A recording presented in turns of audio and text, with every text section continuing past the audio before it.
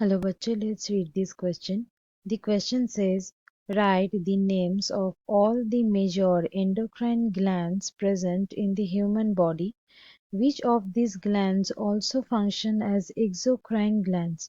So इस question में पूछा गया है कि ह्यूमन बॉडी में जितने सारे मेजर एंडोक्राइन ग्लैंड्स है उसका नाम यहाँ पे मेंशन करनी है और ये एंडोक्राइन ग्लैंड्स में से कौन सा ऐसा ग्लैंड्स है जो एक्सोक्राइन ग्लैंड्स के हिसाब से भी फंक्शन करता है।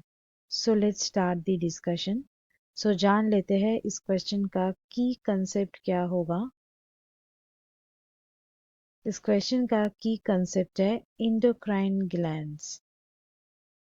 एंडोक्राइन ग्लैंड्स सबसे पहले जानेंगे कि ये एंडोक्राइन ग्लैंड्स ये टर्म्स का मीनिंग क्या है। बेसिकली ये वो ग्लैंड्स है जिसका सिक्रीशन यानी कि हॉर्मोन्स डायरेक्टली ब्लड में रिलीज्ड हो जाते हैं।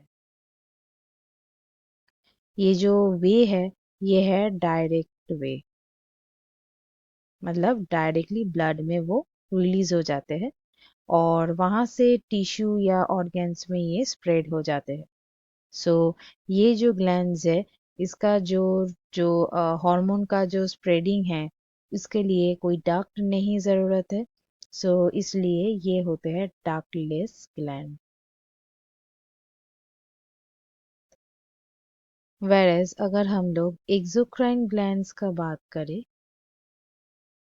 एक्सोक्राइन ग्लैंड्स ये होते हैं इंडोक्राइन ग्लैंड्स का एकदम ऑपोजिट एक कंसेप्ट। यहाँ पे डक्ट्स प्रेजेंट है, डक्ट्स आर प्रेजेंट। यहाँ पे हार्मोन ऐसे ही डायरेक्टली ब्लड के साथ ये मिक्स नहीं होता है, वो डक्ट्स के थ्रू ऑर्गन्स या टिश्यू में वो ट्रांसफर हो जाते हैं। सो इसको कहा जाता है एक्सोक्राइन ग्लैंड्स। अब यहाँ पे कुछ एंडोक्राइन ग्लैंड्स का नाम यहाँ पे मेंशन करनी है हम लोगों को। जैसे कि एक मेजर एंडोक्राइन ग्लैंड्स है वो है पिट्यूटरी। पिट्यूटरी ग्लैंड ये ब्रेन का जो नीचे जो पोर्शन है वहाँ पे ये सिचुएटेड रहता है, ये है पिट्यूटरी। फिर पिनियल, पिनियल ग्लैंड ये भी एक मेजर एंडोक्राइन ग्लैंड है और वो ब्रेन का एकदम मिडिल पोर्शन में प्रेजेंट रहती है। नेक्स्ट आते हैं थायराइड। थायराइड बेसिकली ये नेक का जो सामने का जो पोर्शन है, वॉइस बॉक्स जो होते हैं उसके नीचे रहता है ये थायराइड भी, और उसके साथ साथ पैराथायराइड भी।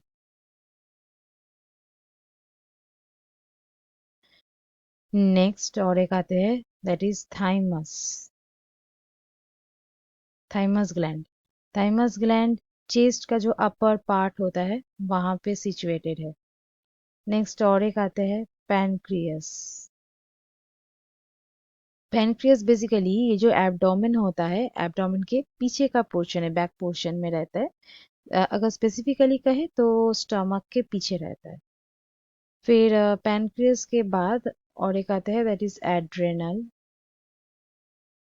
एड्रेनल ग्लैंड ये हर एक किडनी के ऊपर रहता है एक एक करके, एड्रेनल। फिर आते हैं टेस्टिस, टेस्टिस और उसके साथ साथ ओवरी।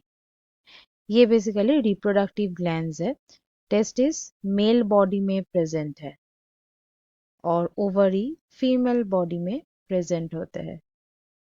ये जो मेल बॉडी में जो टेस्टिस होते हैं वो स्क्रोटम में एक सैक लाइक स्ट्रक्चर है, स्क्रोटम उसके अंदर रहता है सस्पेंडेड, हैंग सस्पेंडेड फॉर्म में। और ये जो ओवरी है ये ओवरी यूटेरस के दोनों साइड में रहता है फीमेल बॉडी में। सो ये रहा कुछ important endocrine glands.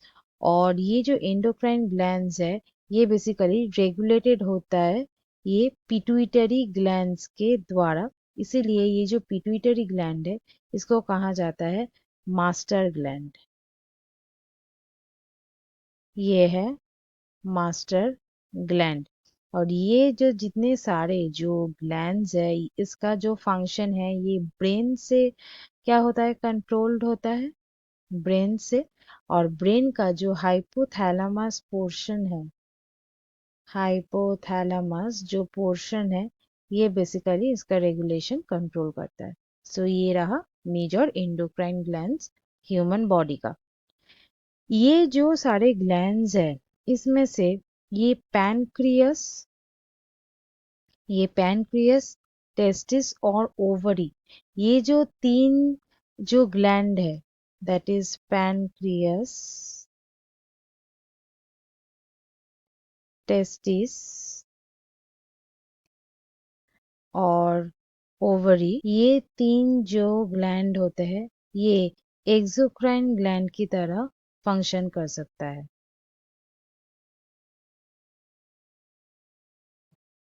So students, hope you understood it well. Best of luck.